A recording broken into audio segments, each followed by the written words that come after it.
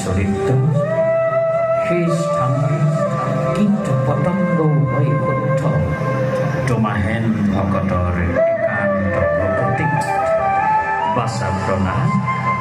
তোমাৰ যশস্যা ৰাখি চিৰদিন থাকিব জীয়াই।